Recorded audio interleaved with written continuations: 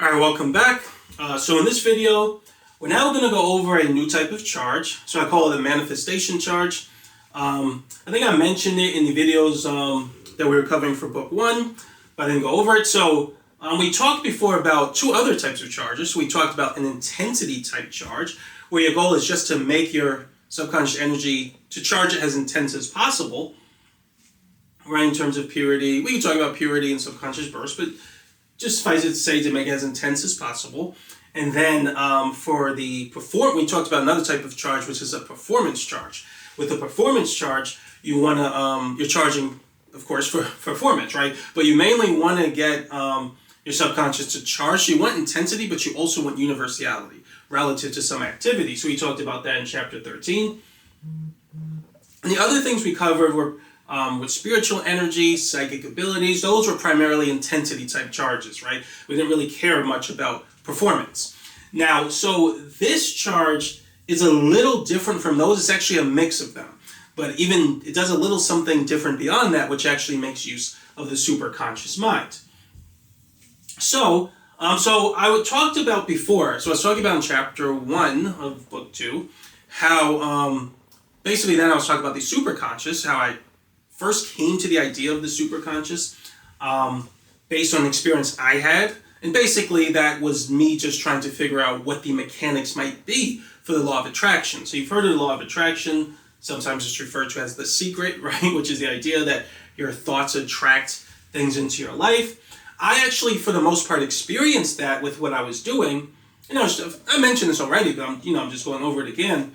I tried to figure out how that might work and how what the mechanics might be to result in that phenomenon, because I was experiencing it, so I figured it's probably true.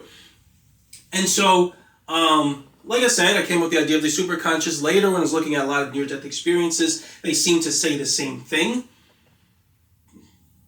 And pretty much confirm it.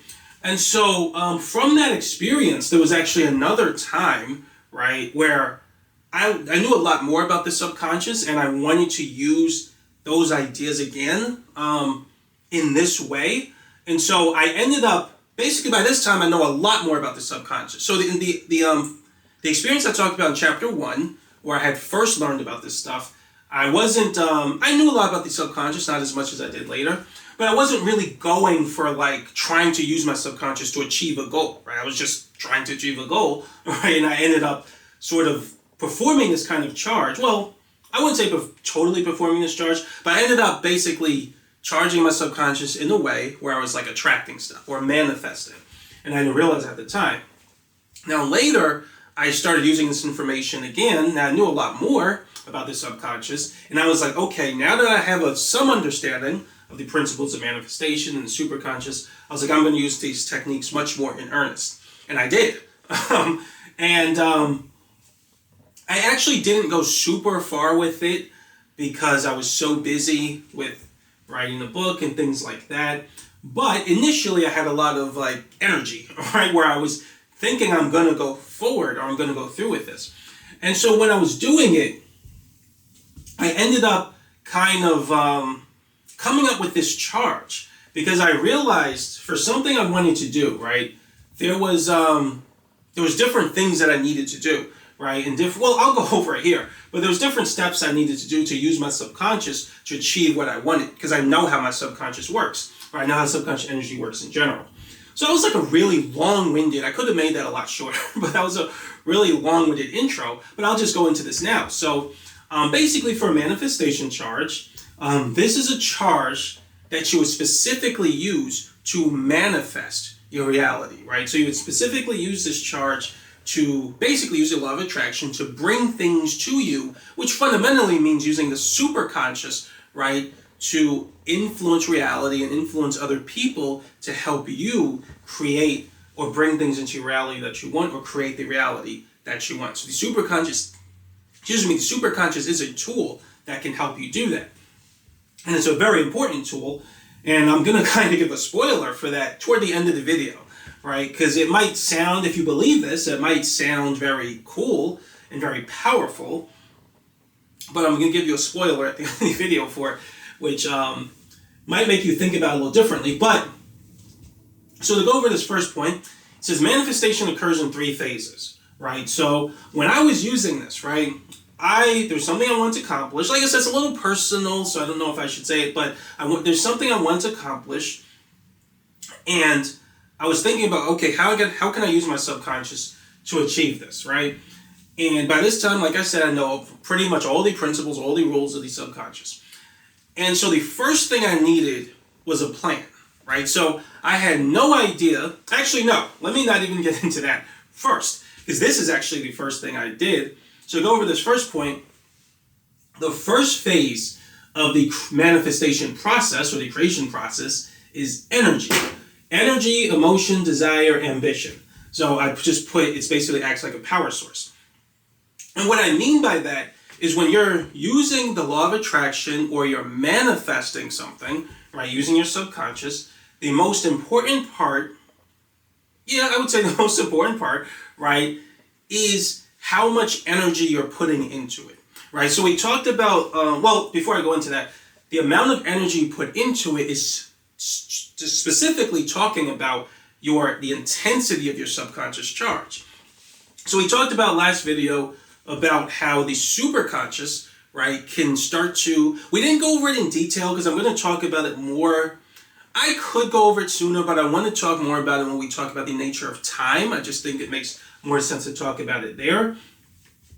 But we talked about how the superconscious can affect different people's subconscious mind, and it can kind of bring all you guys together to carry out a plan, right? So if everyone's in alignment with a particular goal, it'll compel everyone to carry out that plan. That plan is largely informed by the spirit, sensing in the spirit, right, of everyone involved.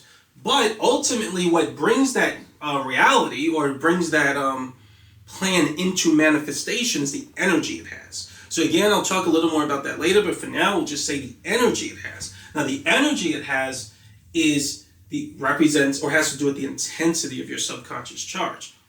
So the more intense your subconscious charge, as well as the people involved, well, you won't even know who those are at first, but the more intense the charge, the stronger, it's like that energy that, I want to say the reality. That doesn't make sense now, though, because I haven't explained it yet. But I want to say the plan itself, I'll just say that for now.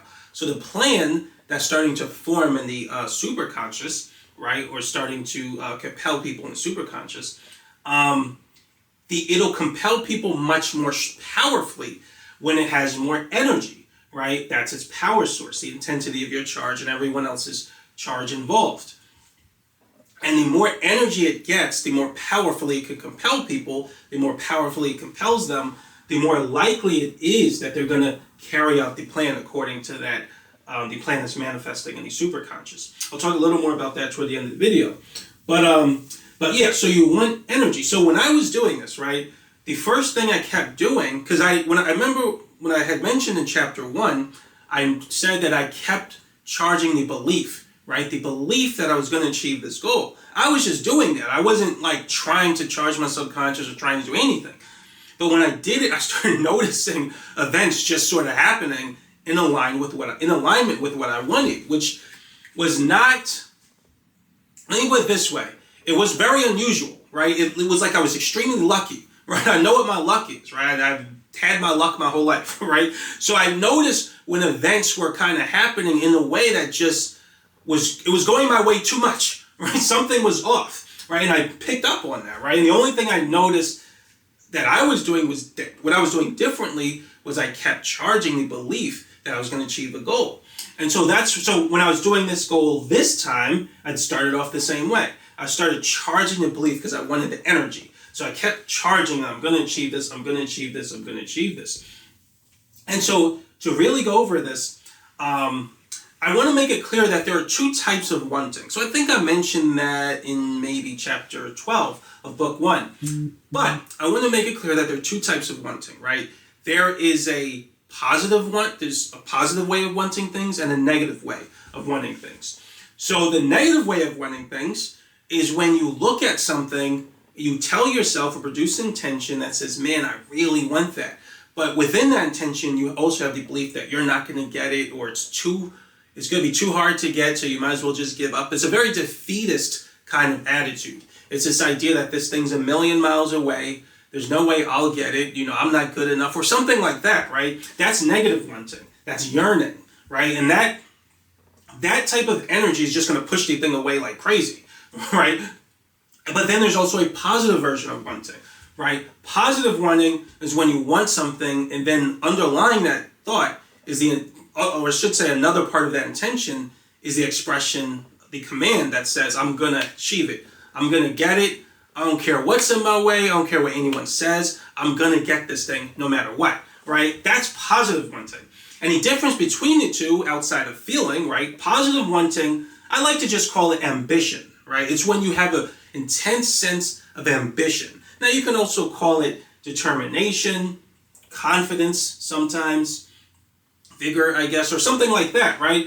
Motivation, I like to call it ambition, right? It's when you have this feeling of ambition that you're going to accomplish something, right? Because when you charge on that frequency, your subconscious compels you to take action, right? That's the subconscious path that tends to form associated with that frequency relative to some goal or some subject that you're focusing on, right? And that's good. You want to take action. Action is the thing that's going to help you achieve your goal.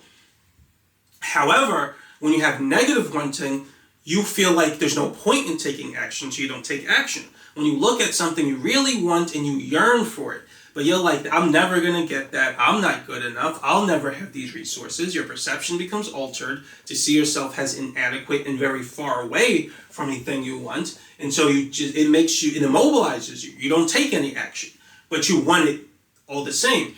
And so the first thing you want clearly is positive wanting, right? Which I recognized this at the time.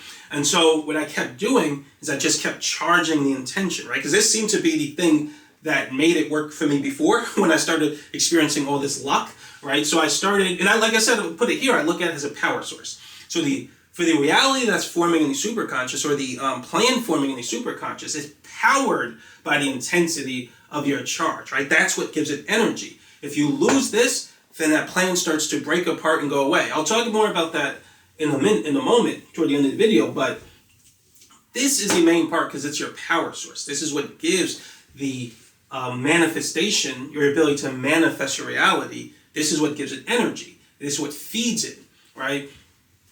And so when I did this, I just kept charging the feeling of ambition, right? The feeling that I was going to accomplish this goal. I don't care what's in my way. I don't care what obstacles are I don't care what obstacles are in my way. I don't care how hard it is. I don't care how difficult it seems or how impossible it seems for me to accomplish it. I just kept charging the belief that I was going to achieve it, no matter what. And that belief would charge day after day, and it would deep charge, right? And I'll talk a little bit more about that in a moment. I didn't quite deep charge at first and then, move on to second step. But I'll explain more in a moment. But I just kept charging and it deep charged, and I started to feel it again. I started to feel like this almost supernatural expression of will. And I talked about that in chapter 1. So in other words, my chi energy, now that we covered chi, my chi energy might even be going into it a little bit. But I never felt my pineal gland activate, so I don't know. But when I was doing it, I just kept charging that feeling of ambition like crazy. Before I move on, what I used to do, and I think I mentioned this in chapter 1, I'll just say it again. I used to watch a lot of motivational videos. Like I said, motivational videos have the proper organizational pattern and subconscious forms, right?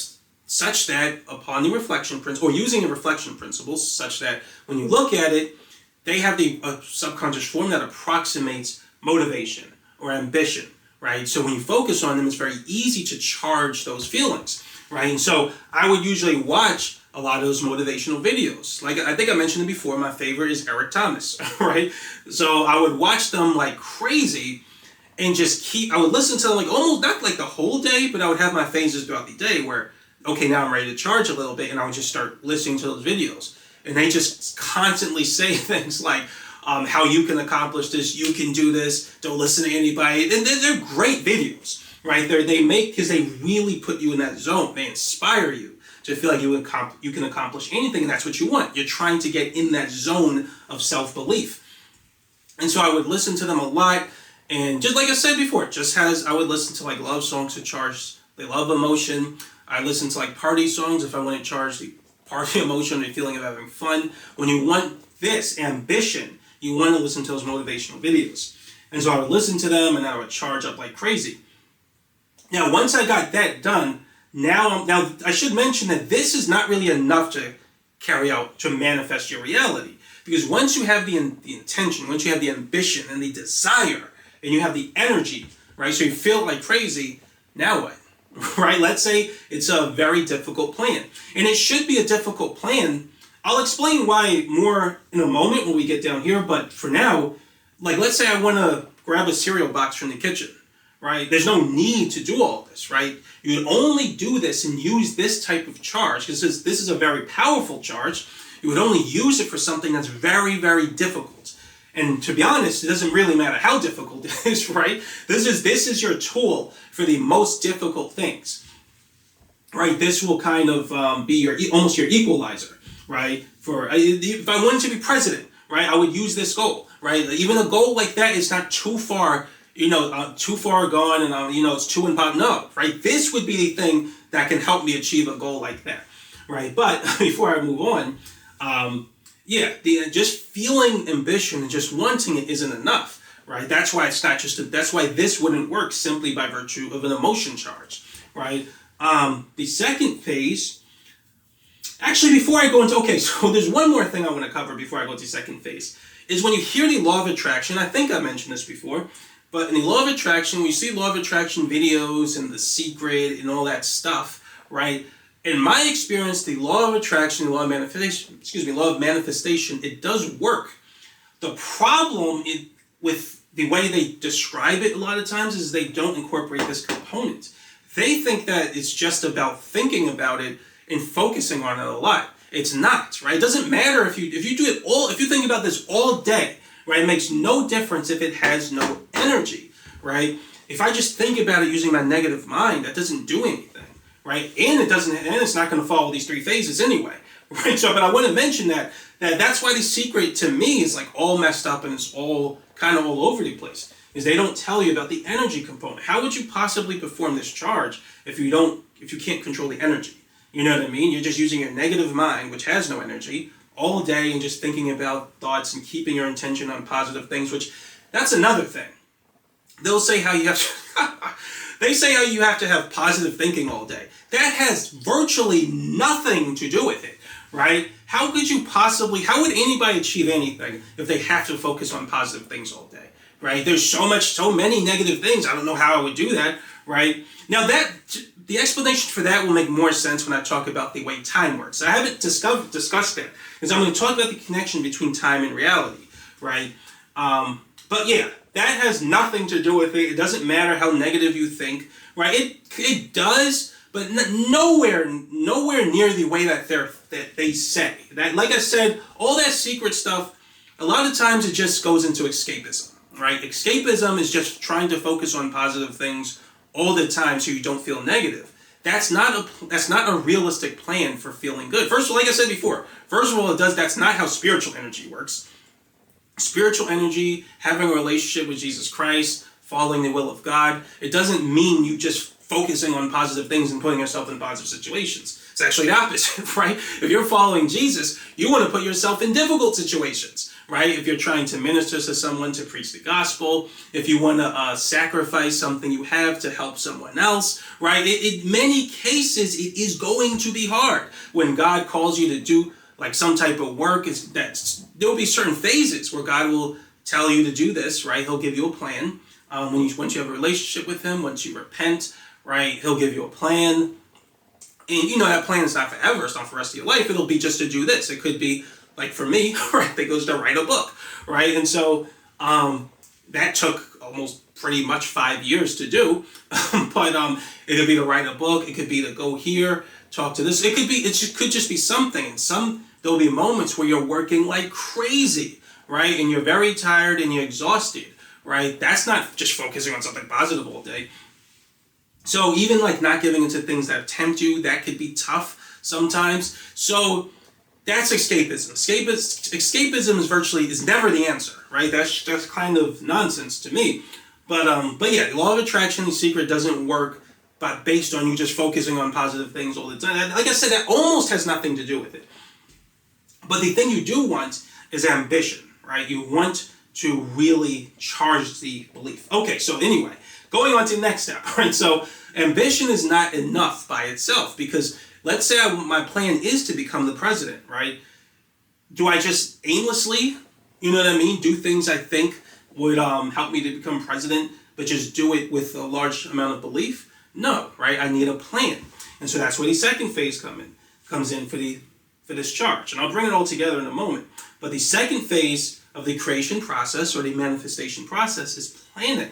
So for me personally, so when I was doing the plan that I was doing, right, it was, like I said, you would only use this for a very difficult task, something that you perceive as being very difficult to achieve.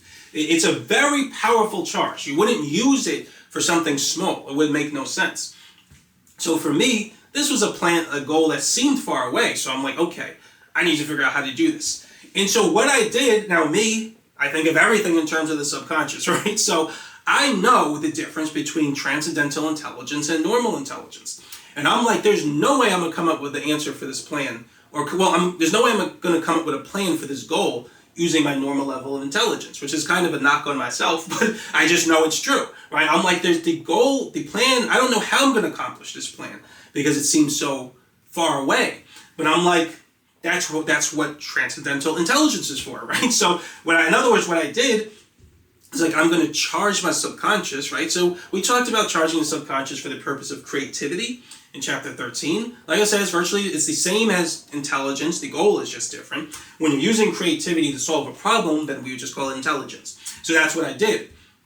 Well, it's like, I'm going to charge my subconscious specifically for the purpose of coming up with a solution or plan to this problem. For the problem problem is, how do I achieve this goal? So I'm going to come up with a plan for achieving this goal. And we talked about it already, but the way I did that was I just kept thinking about the goal and I just kept brainstorming possible solutions. Like I said, you don't want to just sit and think, how will I do this? How will I do it? That's a question, right? That's an interrogative. You can do that, but your subconscious is not going to charge right. Because a question is going to just alter your perception to perceive a question, right? And if you alter your perception and keep going in and out of a transcendental state and your subconscious charges, it's just going to charge to alter your perception to perceive a question even more. That doesn't do anything. You want your subconscious to charge in a way that starts to organize, and your subconscious instinct starts to come up with plans. So you're starting to come up with plans on the level of intuition, on the level of instinct. And if it organizes, then you can come up with highly complex plans, far more complex than what your conscious mind could come up with. So I held the intention that I need to solve this problem, and like I said, it's tricky to get your subconscious to organize properly when it comes to intelligence or creativity.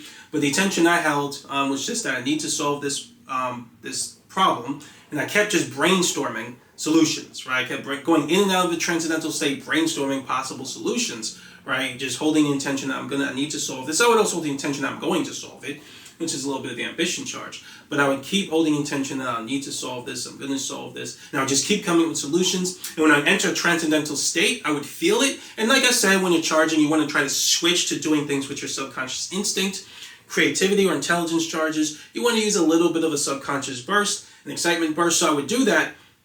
And I would actually just kept doing that. I just kept going in and out of a transcendental state over and over and over. And when I feel my mind enter transcendental state, I try to switch to a level of instinct, and it would be like would enter a slight dream state. A slight dream state. My attention, my mind might drift a little while in that temporary dream state. So I'm in a transcendental state. Then I'd fall out of it, and then I would do it again. But as I keep doing it, my subconscious starts to organize. And now when I enter a dream state, my mind, or at the level of instinct, is just trying to come up with a plan basically on its own. I don't even have to do as much of the work anymore. And so as I keep charging, I actually did it for I think it was 2 days, right? Because it took a while, right? I had to charge it. And because this was a very lofty goal. And so I kept doing it. I just kept coming with a plan 2 days. But I'm not just trying to come up with a plan. I'm charging my subconscious to use transcendental intelligence. So I'm accessing a level of intelligence that goes beyond my negative mind or my normal intelligence capabilities, my normal performance level.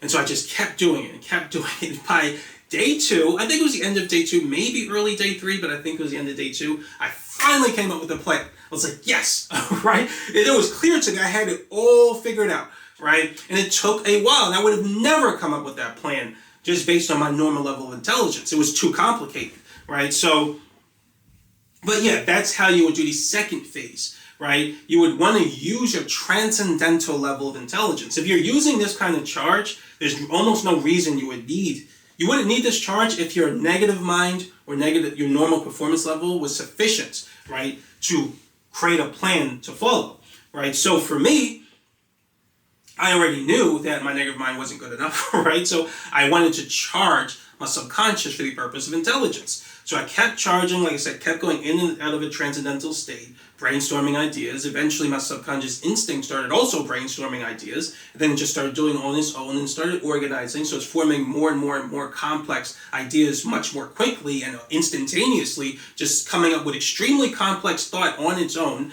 So in other words, if I were to just relax my mind and enter a dream state, I'm going to start dreaming about plans, right? So that's what happens when you perform a subconscious charge. And that we talked a little bit about that with the sleep-awake method and things like that. But yeah, eventually I finally came up with a plan. And so that's the second phase.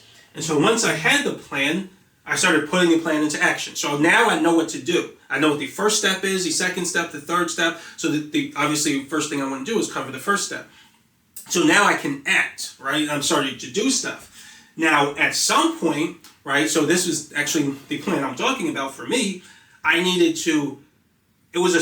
reached a certain point, so in order for my plan to come to fruition, the full plan, there's an event that I have to get through. And during that event, I need to perform in a certain way, right? And so that can happen. So let's say my plan is to be president, right? Or actually, no, let me take something smaller. Let's say my plan is to get a certain type of job, right? And eventually I get to an interview, right? So that's one of the parts of the plan. So if I'm brainstorming using transcendental intelligence, I might come up with a plan. The plan is to, now my negative mind performance level might just say, okay, apply to these places.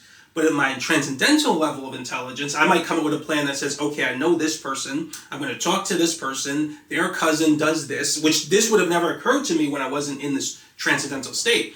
But I would have said, this person knows this person, and then I'm trying to get in that person's good graces, use their recommendation for this business. When they get to this business, I might even send a letter to them beforehand, or stuff. You would just think of stuff like that. That's kind of how it is when you use your transcendental level of intelligence. But let's say I finally get to the interview. Now, when I get to the interview, I don't want my subconscious to be supercharged at the feeling of ambition and planning. This part could help the ambition sense, right? Could help a lot.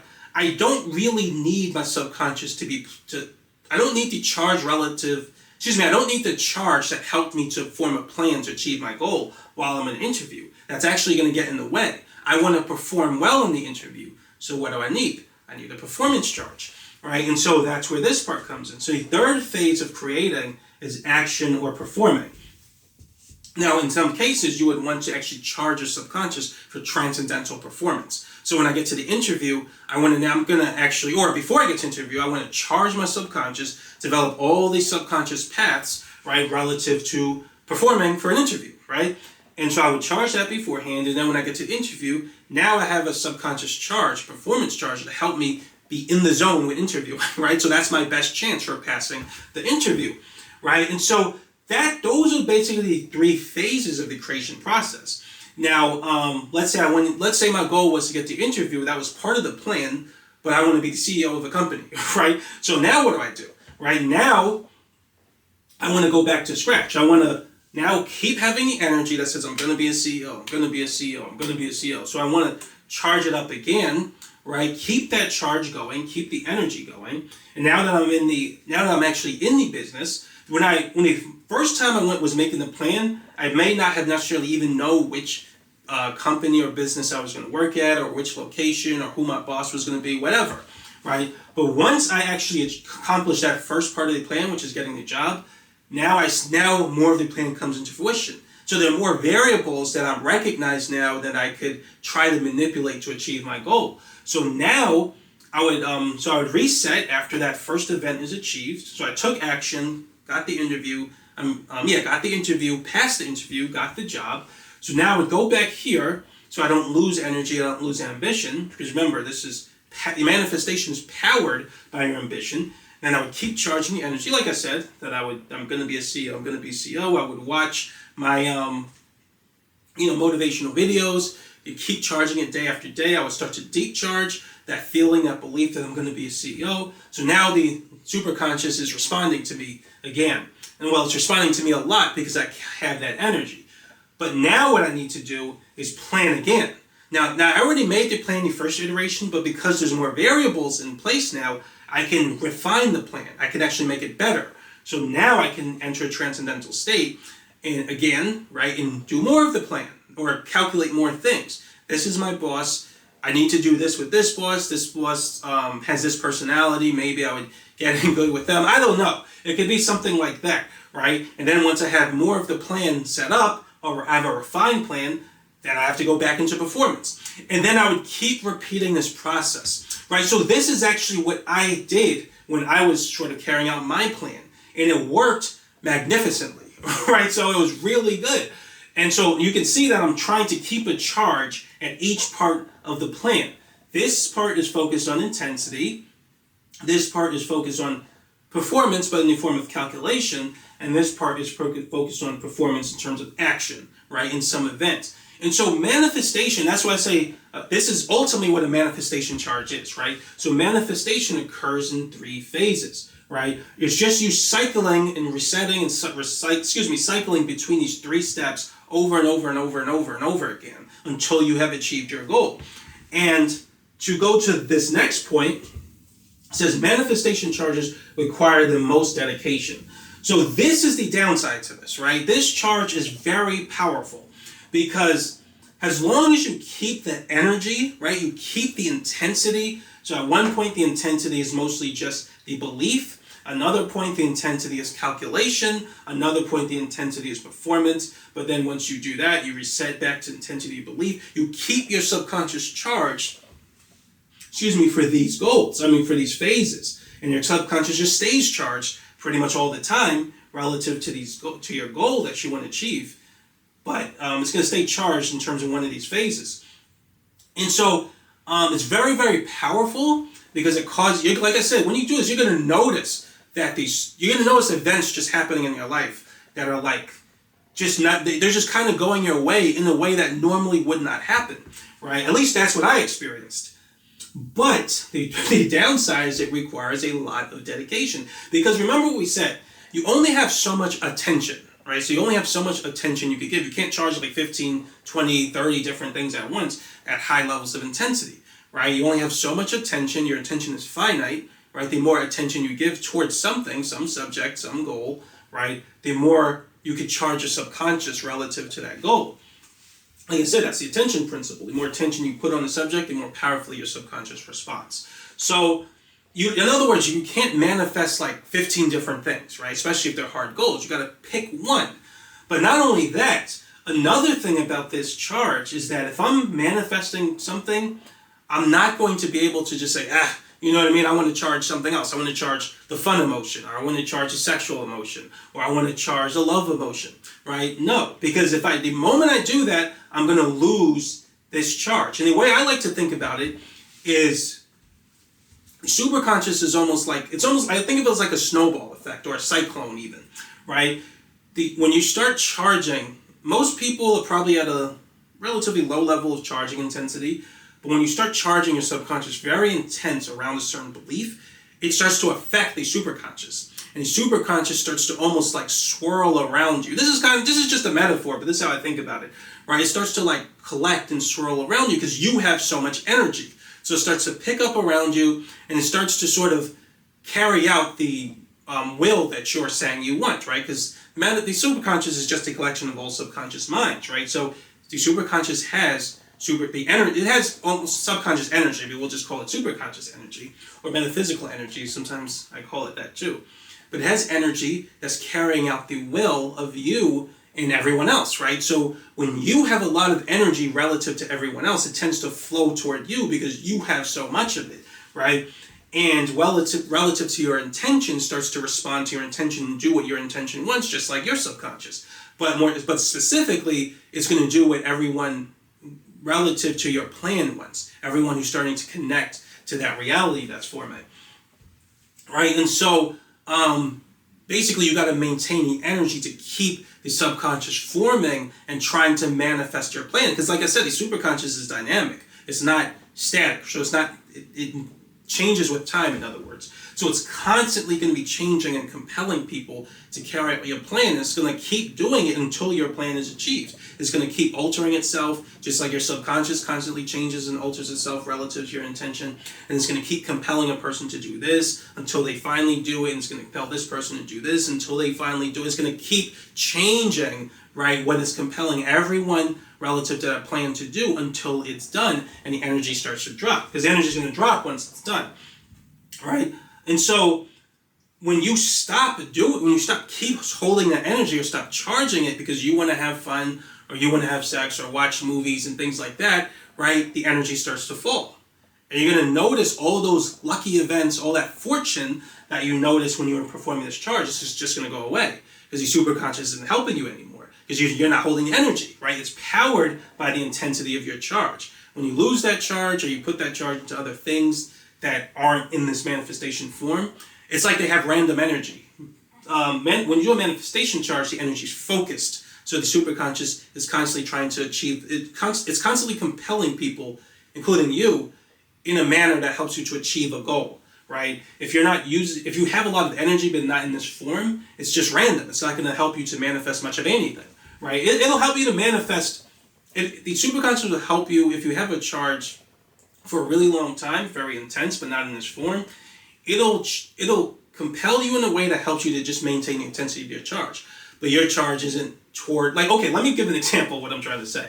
So let's say that I want to charge, I don't know, I want to give this example.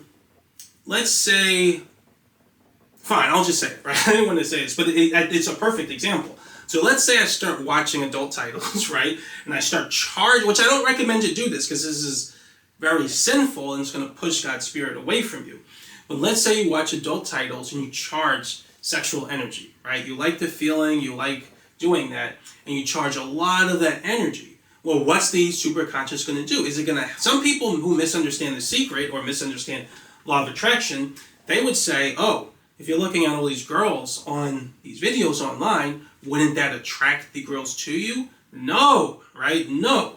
Why? Because what the superconscious does is it's following your intention, but it's going to, what manifest is going to be, see, it would just be so much easier if I had just talked about the nature of time, but I'll just say what's going to manifest, actually, maybe I'll save that for when we talk about time, because it just makes more sense there.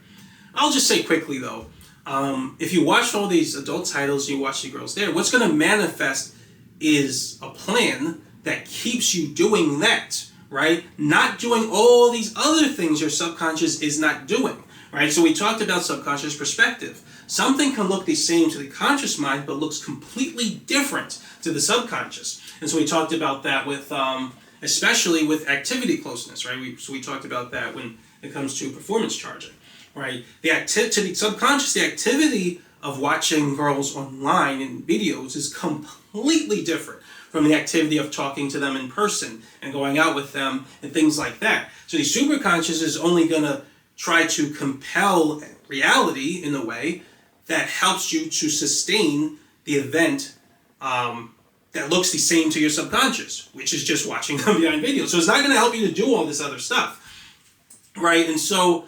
yeah, I was just wanting to say that to say that you don't want to lose the intensity of your charge, right? You want to keep the intensity not unfocused, you want to keep it focused in these three phases. And when it stays focused, the superconscious does what it's supposed to, and it helps you to form the reality that you want.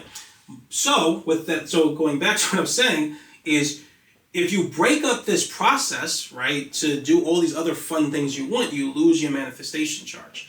Now, if I want to keep my manifestation charge, what that means is I'm not going to be able to use my subconscious for other things. So we talked about how emotion requires the least amount of dedication. It's very easy to charge an emotion or charge emotion for the, charge your subconscious for intensity for the purpose of emotion. I could do like multiple of them a week. It's very easy, doesn't require much effort. I can just listen to a song to enhance the charge or my ability to focus on a particular frequency. I can listen to something in my headphones throughout the day. Very easy. So then we talked about performance charging requires more dedication because you only have so much attention, right? And you got to give all your attention to all these different subconscious paths. You want all these paths to form in your subconscious relative to some activity. You got to focus on the activity from different angles to ensure the paths have a good deal of universality. So it takes much more dedication. And when you're doing that, you're not going to be able to charge emotions. You're not going to be able to charge emotion to reach higher levels of intensity. So you got to sacrifice emotion for the purpose of a performance. Well, now you notice that even more when it comes to a manifestation charge, right? When it comes to manifestation charge, you're not going to be able to charge for a performance or emotion for other things, right? You're just going to have to keep it for your manifestation charge until your goal is achieved, right? Now, that is not to say you can't do anything while you're doing this, but if you start to deep charge anything else, right, over the course of a couple of days, then this is going to start to go away, right? And then the superconscious is going to lose its charge, and it's not going to help you anymore. Because, like I said, the superconscious has a charge too. And so at least that's my belief, that's my theory, right, based on what I experienced. And so manifestation charge requires a huge amount of dedication. You're going to have to give up a lot, right? And you notice this with people who achieve great things, right? What do they always do? They pretty much, unless they get lucky, you'll pretty much, when you hear the story, you're always going to see that they had a lot of sacrifice. They sacrificed a lot of things, right, to achieve their goal. Why? Because on some level, a lot of times it's a subconscious level, but on some level they recognized, and I went through this before, that if they slip out of that zone that they're in when they're just trying to achieve their goal, to start having fun and relaxing and doing all these nice, fun, wonderful things, they're going to lose their zone, right? And so they know that, and so they don't like to sort of slip out of it. So a lot of times when something comes up for them to do, they're just like, nah, because they know that's going to knock them out of the zone. And so they start sacrificing things to keep that energy. And that's what I did too, right? I remember when I think I mentioned it when I was working like 70, 80 hours a week, right? I was working crazy hours because I had a goal. And I actually was doing this exact thing, which I didn't really realize at the time, but I was performing this exact process. I kept telling myself, I'm going to get this, because I need a certain amount of money to pay this bill off. I was like, I'm going to get, I just kept telling myself, I'm going to achieve this, I'm going to achieve this, I'm going to get this amount of money. And the first time I started, I came up with a plan, so I didn't know how I was going to do it at first. Then I came up with a plan. I was like, okay, this is how I'm going to achieve it. And then I didn't really have to do transcendental. Well, no, actually I did, right? Because I went to work, but I had to reach a transcendental level of productivity. And that's what I talked about in chapter 14. So I wasn't really going to do it at a normal level of productivity. My body would just had too much trouble keeping up. And so I did it with a transcendental level of productivity. And then I just kept telling myself, I'm going to, after I leave work or whatever, I'd keep telling myself, I'm going to do this, I'm going to do this, I'm going to do this. And then whenever I get a paycheck, I would pay off bills, calculate the plan. So I'd refine the plan, say, okay, if I do this, if I get overtime here and things like that. So I kept doing this and I kept repeating the cycle over and over and over again until I achieved my goal, right? And I did it in like a month. I think it was a month and a half. If I'm right, yeah, somewhere around that. And I came up with, I got so much, no, it wasn't a month and a half. What am I talking about? I'm trying to remember. Yeah, no, it wasn't a month and a half. But I'm thinking of something else. It was about a month and a half from the time I wanted to get it. But no, it took a couple of months. But still, I got so much money relative to me. That was a lot of money. But I did it because I used this manifestation charge. I did it properly. But during that time, there were so many things I could not do because I didn't want to get out of my zone. I didn't want to have fun. I think I mentioned that I didn't charge all these other feelings. I didn't want to feel pleasure, right? Because like I said, when you're working like crazy, you deep charge it. The feelings associated with working. And that deep charge blocks positive emotions or more pleasurable feelings. To get those pleasurable feelings to become more intense, you need to lose that charge related to working. To do that, you just gotta not work, right? And so I didn't want that. So I was very comfortable not trying to feel good, not trying to feel more pleasure. Like, no, I don't even want that, right? I want to feel not super negative, but just kind of the feelings that you have with working. Well, they're like moderately negative. I wouldn't even know if I really even call them negative. They're just not pleasant. I'll put it that way, right? Just feeling stressed, frustrated. Not really frustrated, but yeah, just stressed, really. That's kind of all I felt. Stressed, tired, wanting to go home. Feelings like that. Not wanting to do this redundant activity all day, right? So when you have those feelings, I was comfortable. I wanted more of those feelings so I could stay in my zone. But when I did that, right, in other words, I was going to say, I did that. When I did that, I did my manifestation charge. But there were so many other things I had to forego to keep this charge. Another thing is music. I love making music. I love making beats, right? But now, funny thing is that now, the only time I make beats that I would consider to be half decent is when I'm in the zone, right? When I'm in a transcendental state. I keep going in and out of a transcendental state while trying to make music on a keyboard, and my subconscious charges, and I get in the zone, right? My best stuff come out then, right? Now it's at the point where I don't even waste my time. If I'm not in the zone, I don't even try. I just know I'm not going to be able to create anything anywhere close to what I can do when I'm in the zone. It's not even worth it, right? I know some people may try to do that, but for me, like I said, I think of everything in terms of the subconscious, and I just know that my normal performance level is just not going to cut it, right? My music is terrible when I'm on a normal performance level. It's not even worth the effort. So it's like I can't even pretend like I might still do it because I know too much. You know what I mean? I know too much about the subconscious. So I want to make music, but I don't do it because I'm focused on other things that I need to accomplish, right? If I start making music and start charging, and I've actually done this before, by the way, where I would neglect some of my goals and things I'm supposed to do to make music. And as I keep charging, I'm making better and better music, and I'm in the zone. But what's the point? I just got to lose all that charge because I have to go back to the thing that's actually important, right? So once I did that a couple times, just like forget it, I'm not even gonna waste my time making music. But my point is if I were doing a manifestation charge, I wouldn't be able to make music. So that's my point. Manifestation charges require a lot of dedication. And another thing is, there's no real rule to how long this is going to take. And how long it takes just depends on how far you are from your goal, right? What your conditions are, what's limiting you, things like that. Like if I were some bum off the street, right, and I wanted to make $1 million, I can do it using this charge, right? I believe. Now, it would probably take me a lot longer, right? I'd have to maintain this charge a lot longer if I'm a bum off the street, as opposed to if I'm a doctor, right? It might be a lot easier for me to do it if I'm a doctor. But even then, not necessarily, because a doctor, if they're using up too much of their time to do other things, they might not be able to perform this charge properly. That's why some people also just kind of leave their job or reduce their workload,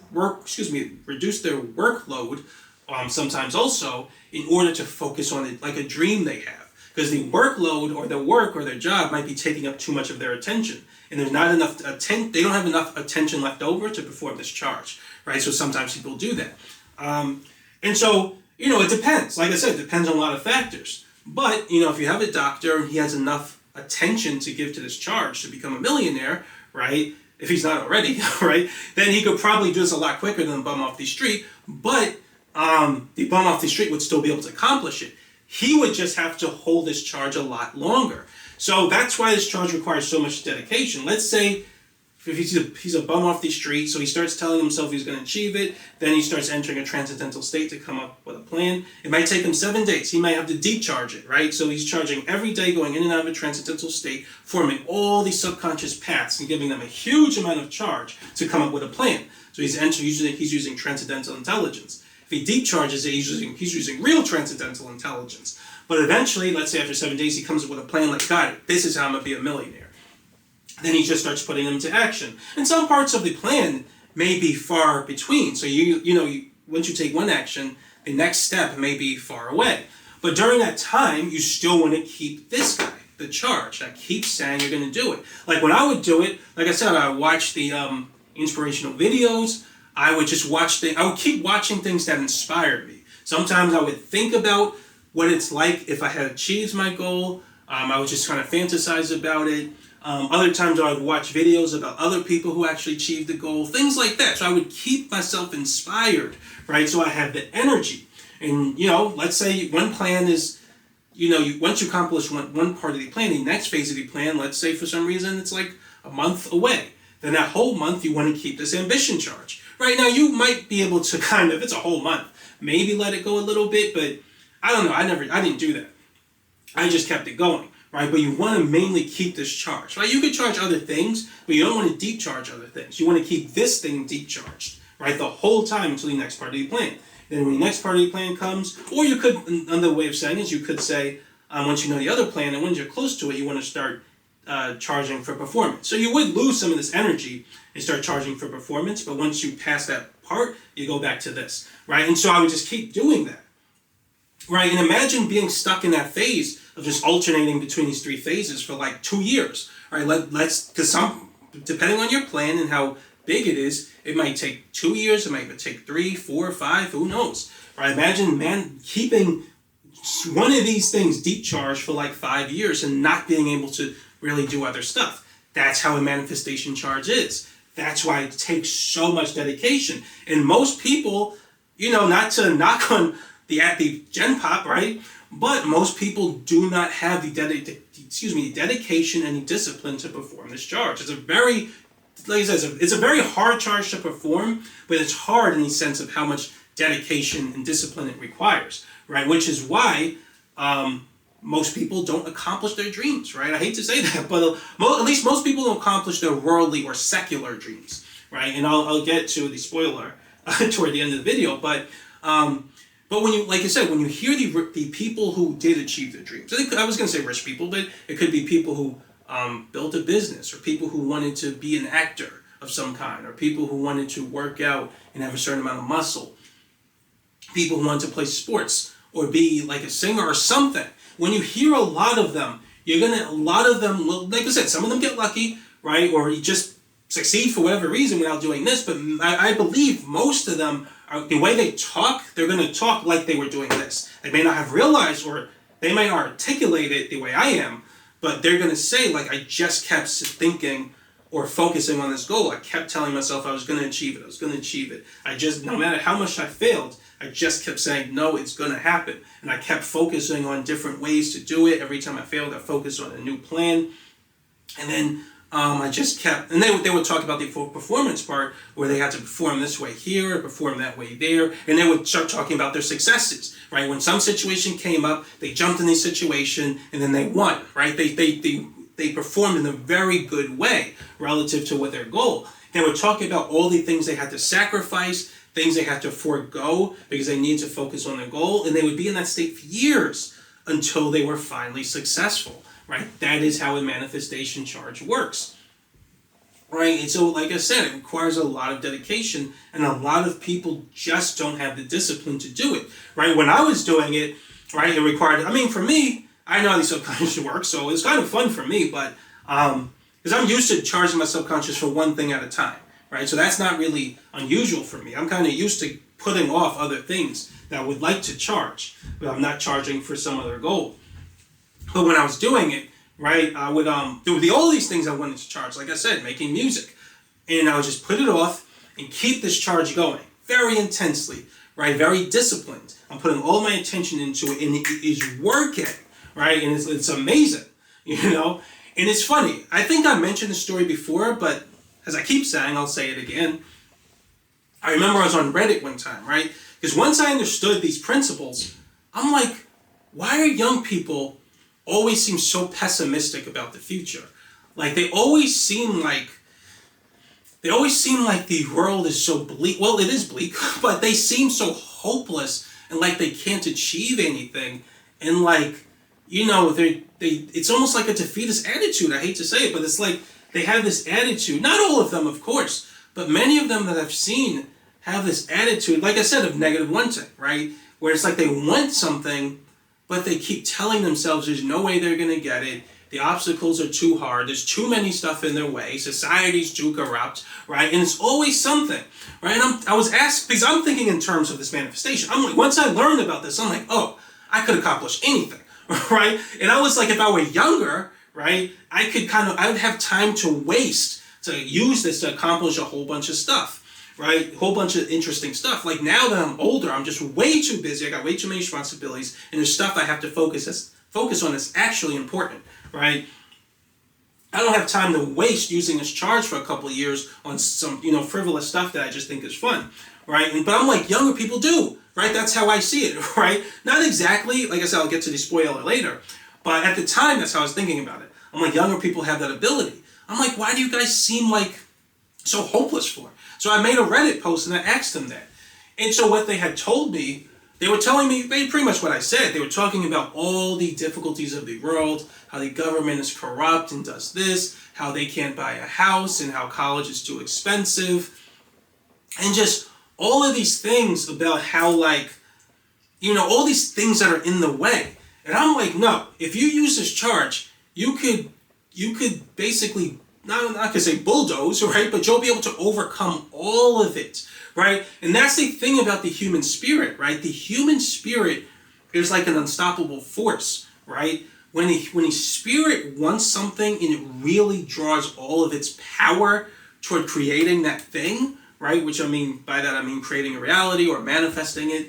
There's like virtually nothing you can do to stop it, right? It's a complete unstoppable force. The only way you can get someone not to do it is by distracting them, putting their attention on other things so they don't use their full creative power to manifest reality. In fact, that's an occult technique, right? Which I'm going to talk about that in the next chapter, because that's what I believe a lot of demons and Satanists, or I should say Satan, right? And a lot of demons, that's one of the spiritual attacks they put on society, right? Because they don't want people to realize this power and be in a disciplined enough state to use it, right? Which is why I believe pornography in society is a spiritual attack, 100%, as well as OnlyFans and all kinds. Like I said, demons play four-dimensional chess, which the way they attack society and put spiritual attacks on particular people in society, so society bends a certain way.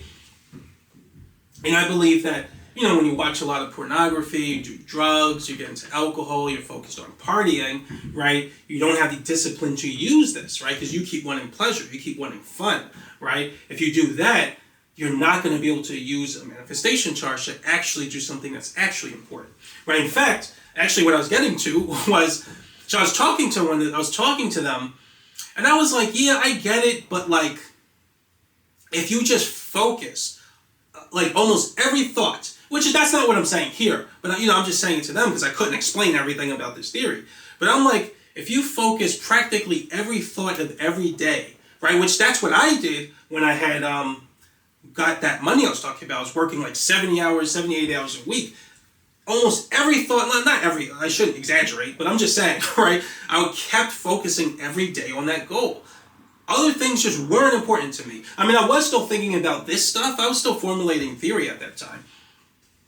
But, like I said, this was years ago. The theory wasn't complete yet. I think I had just created I didn't do the fourth version of the theory yet. I think I was on the second or third. But anyway, so when I was doing it, I was still thinking about this theory a little bit. But other than that, I just kept focusing on this goal. I'm like, I don't care about nothing else. I don't care how much I'm suffering. I don't care how tired I am. I don't care how much I want to do something fun. I don't care how monotonous it is. I'm going to achieve this goal. And I'm just going to keep thinking about how to achieve it until I get it, right? And so when I did that, that was a manifestation charge. I achieved my goal, right? And so I was telling them, if you just keep focusing, right, on this goal, you will achieve it. Let's say you want to be a millionaire. There's no way you're not going to achieve that if all your thoughts are just dedicated to that goal, right? And guess what one of them said to me? So no, some of them were saying, oh, that's nonsense, right? That's like pie. they were saying that's like pie in the sky thinking, or anyone could do anything. That's that motivate. They've become desensitized to motivational talk. Unbelievable. And what I mean by that is they don't believe it, right? They do not believe that they can achieve things, right? Which is amazing. And this is what I mean by outsourcing. I talked about in the context of God, people outsource the relationship with God. So I talked about that in chapter 4, right? Because everyone else doesn't focus on God. You think it's okay for you to not focus on God. And it's the same thing there, right? Because everyone else hears this motivation and they don't do anything. You think, well, you can't do anything because the motivation must not be true, because if it were, everyone else would be achieving something. And I bet you if you saw everyone else achieving, then you would try to achieve. That's not how you want it to be. Just like a relationship with God, right? You don't want to just have a relationship with God because everyone else is doing it. Like, no, it's because it's the right thing to do, and you feel it in your spirit that it's right. You know what I mean? Same thing, right? When you want to achieve a goal, right, you do it because if you really, really want this, then you put everything into achieving it. Who cares what other people are doing? But, that's what they were saying. So they fundamentally believe they do not have the power to change their lives. That's amazing, right? By the way, that's a victim mentality, and that weakens their ability to create and even be of service to God, right? Victim mentality is not aligned with the will of God. It's not aligned with the Spirit of God, right? That's another spiritual attack, I believe, by the way. But anyway, what I was telling them, I was like, okay, but look at, I gave them examples. I'm like, they're like, who was it? I forgot who it was. It's like this little kid on TV. This little kid on YouTube. I was like, I think it's Ryan something. I was like, I don't know how much money he makes. I assume he's a millionaire. I'm like, he's a millionaire. Like, has a kid, right? Like, if you put your, and I gave him other examples. I'm like, look at these people. They focused on the goal, kept their focus on that goal nonstop. I don't know if Ryan did. I'm just saying it's possible. And they achieved their goal in spite of all these obstacles that you're talking about in society, right? People have done it. It's not like what I'm saying is impossible. It's never been done. I can point to you many people who have done it today, right? Or in the last couple of years in the modern world, not like 10, 20 years ago. I can point to you people who have done it recently and relatively the same sociological conditions or socioeconomic conditions that you're dealing with, right? And so I told them that, and I gave them examples. I forget who they were, but I gave them examples. And then one of them was saying, I get what you're saying, yes, about focusing it all the time, but he was like, yeah, but we want to have fun, and we want to go out and do things. I was like, see, that's your problem, right there, right? Because young people are so focused because of all these, I don't really use social media. By this recording, I still haven't. Eventually I will, because I have to tell people about the website and everything. So this recording, I still haven't done social media because I'm not really into it. But I imagine social media is fun, right? I guess, right? Because a lot of people are on it. So people do between social media and YouTube and movies and video games, adult titles as well, right? Going out with chicks, right? Like there's so many things in society to distract you, right? That people have this warped. I would describe it by saying that a lot of young people have a kind of warped, almost unhealthy idea about the importance of having fun, right? And it prevents them from performing a manifestation charge. Like one thing I didn't mention in chapter 14 because I didn't feel like discussing it. I didn't think it was necessary, but I did talk about it in the book. I always say that money is one of the worst motivators, right? Why? How can money be a bad motivator? Everybody wants money. Well, the problem is no. Everyone wants to spend money, right? They want to have it, but they don't want to earn it. Earning it is completely different, right, than having it or spending it. When people think about money, they think about the joy and the freedom in spending it, right? What they can buy with it. That's a very pleasurable and positive feeling.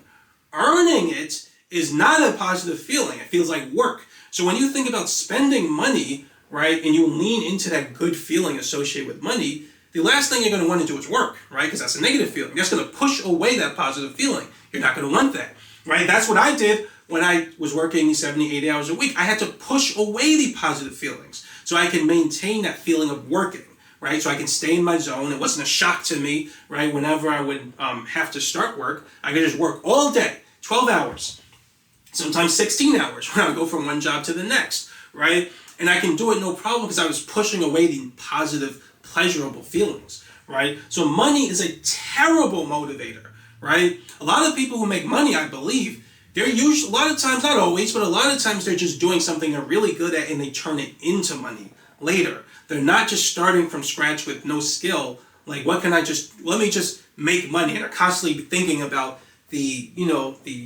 treasure, the pot of gold at the end of the rainbow, right? They're constantly thinking about that as they're going about their goal.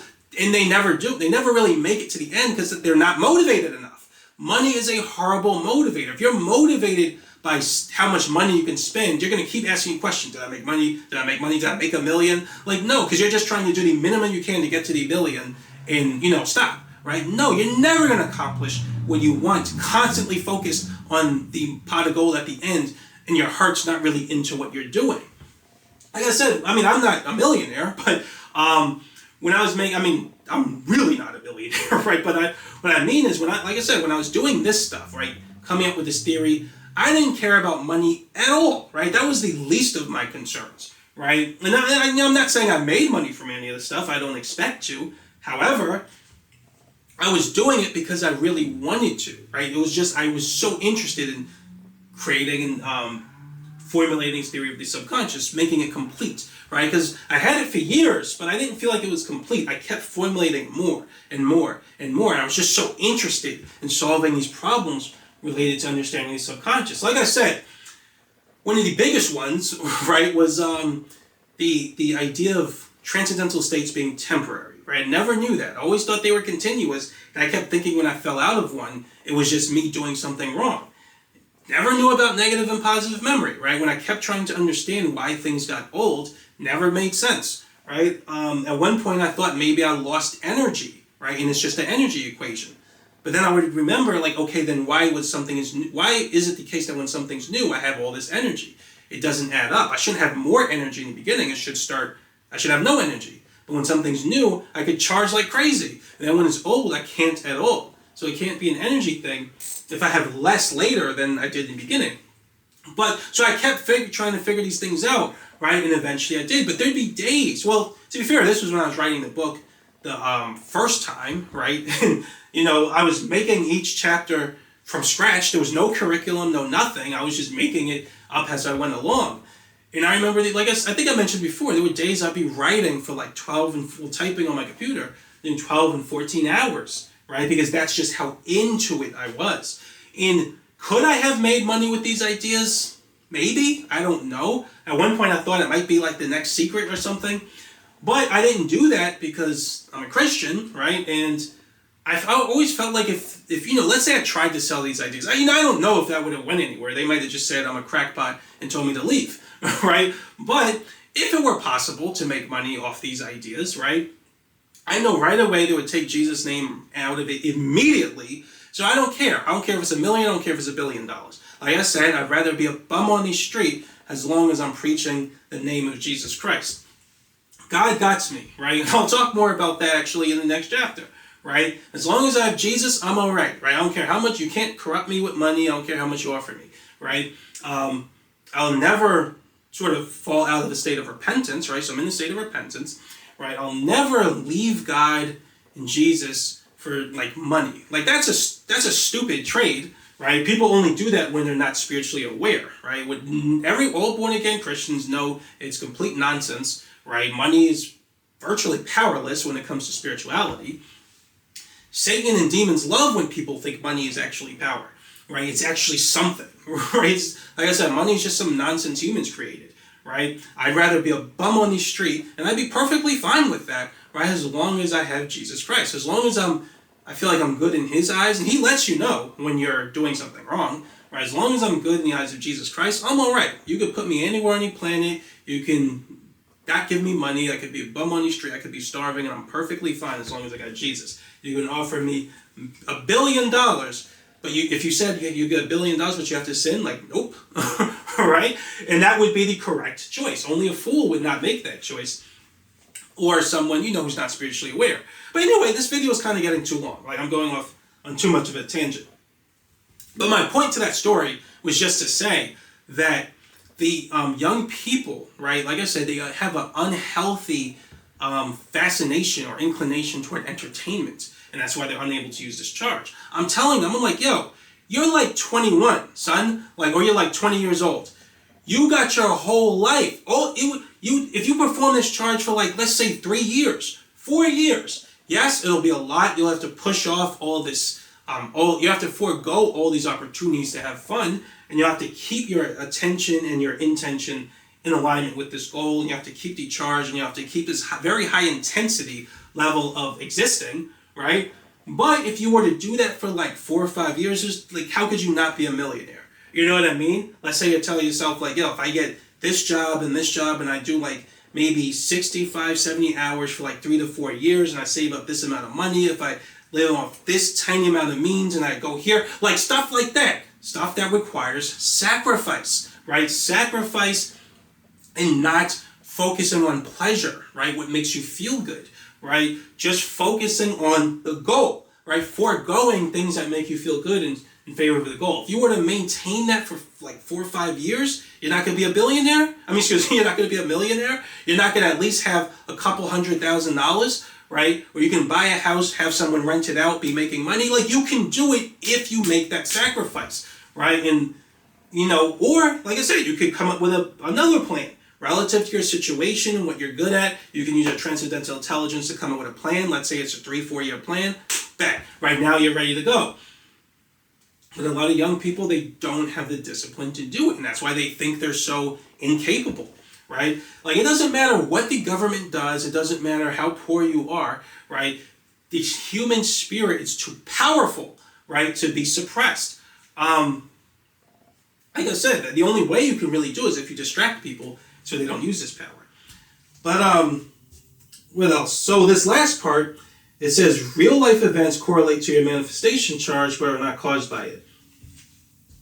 This I think actually meant to talk more about in the next chapter. It's not super important. Oh yeah, I wanted to talk about this in the next chapter. But one thing I want to say, which this kind of goes without saying, but some people confuse. They don't understand the law of attraction or the law of manifestation. So what I want to say here is that when you're performing a manifestation charge, right, what that ends up doing is it causes when you develop a lot of energy, right, relative to a goal, it causes the superconscious to start charging as well, and it charges in a way that boosts your subconscious and everyone else's subconscious who's in alignment with your goal. It boosts them to carry out a plan, right? A particular plan that forms through the intelligence of the superconscious. We'll talk more about that later, but it charges it. It's like a mood boost, right? So it stimulates, exerts pressure on everyone's subconscious involved, and kind of compels them, right, to carry out a plan. So one person will be here on this day to meet you, and then you'll interact and you'll exchange something, right? And so because you need them for some part of your plan and things like that. That happens. That all goes on through the influence of the superconscious. But it's not, some people will say, oh, everything that happens in your life, if this theory is true, then everything that happens to your life is a result of it. Absolutely not. I don't know why everyone has to always go to this extreme. Like that's the atheist thing, right? Where if God doesn't present himself in a way that I have dictated, he can't possibly exist. If he exists, he absolutely has to have the property of showing himself in the way I have dictated and I have said. Why does it have to be that way? Why can't he exist? If he exists and has free will, why doesn't he just exist and choose not to present himself in the way you've dictated? Why can't he just choose some other way? Like I never get an answer for that from an atheist. But there's the same thing here. Like if the law of attraction is real and the law of manifestation is real, why does it have to be the case that if it exists, then even me dropping a pen on the floor, that has to be in line with the law of attraction? No, right? I never know why it always has to be these extremes. All the superconscious does to basically effectuate, if that's the right word, the law of attraction, is it has to compel your subconscious. That's it. You can either listen to that compulsion or you cannot listen to the compulsion. If you don't, and you fall out of alignment with the plan, it'll probably compel someone else and just keep changing, right? The compulsion will just stay until the plan manifests. It is perfectly possible, just as your subconscious can compel you to do something, it's still perfectly possible for you to just, using your free will, to ignore what the subconscious is saying or ignore the compulsion of the subconscious and do something else, right? If the superconscious is compelling you to do one thing in accord with a plan, you can mess up that plan any day, any time, using your free will, right? Like it's simple. I don't know why everyone thinks that for the law of attraction to occur, like everything has to be the result of the law of attraction. Every single thing, like the molecule I just breathed in was a result of the law of attraction as opposed to that molecule over there. Like no, right? It's not that serious. It's just a compulsive force that increases the probability of a particular plan manifesting, right? It increases that probability by placing a compulsion on the subconscious of the people involved. The subconscious compels the conscious mind to make a certain decision. That's all that's happening, right? And so I'll talk a little more. It's a little more to explain about that later, but I think I cover in the next chapter. So like I said, video is way too long, right? I kind of went off on a tangent, but this is what a manifestation charge is. So this is the third kind of charge. So we covered all of them that I know of. So there's intensity type charge, there's a performance type charge, and there's manifestation charge. So each one between intensity, performance, and manifestation requires more and more dedication. The manifestation one, depending on how big your goal is, can require years of dedication. And while you're performing this charge, you're virtually not really going to be free to do almost any kind of other charge with emotion or performance, unless the performance is, a part of this. But if it's not, if it's something completely not related to a manifestation charge, then you're not really going to be able to do it unless you lose this charge and then lose that boost from the superconscious that's helping you to achieve your goal. So this requires a lot of dedication. Most people don't have the discipline to pull it off. But I think it's very powerful. When I did it, it was amazing. Right? It was awesome seeing the results. But yeah, that's it. I think in the next chapter, in the next video,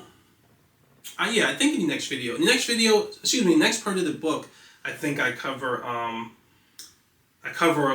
the law of manifestation on a local scale and a global scale. So we'll talk about that, and quantum reality shifting, which that's when I finally talk about time. Now, I could have broken that up. I probably should have in the book.